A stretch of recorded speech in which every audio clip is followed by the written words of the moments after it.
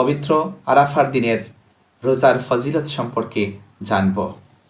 রাসূল করিম সাল্লাল্লাহু আলাইহি ওয়াসাল্লাম ইরশাদ ফরমান, সিয়ামু ইয়াউমি আরাফাহ আহতাসিবু আলাল্লাহি আন ইউকাফিরা সানাতাল্লাতী ক্বাবলাহ ওয়া সানাতাল্লাতী বা'দাহ।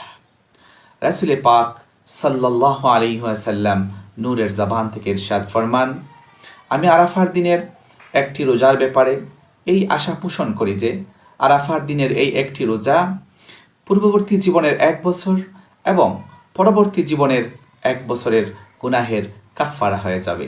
সুবহানাল্লাহ, সুবহানাল্লাহ।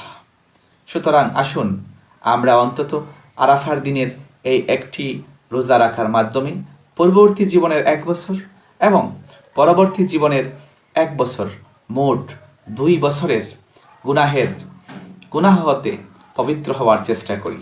আল্লাহ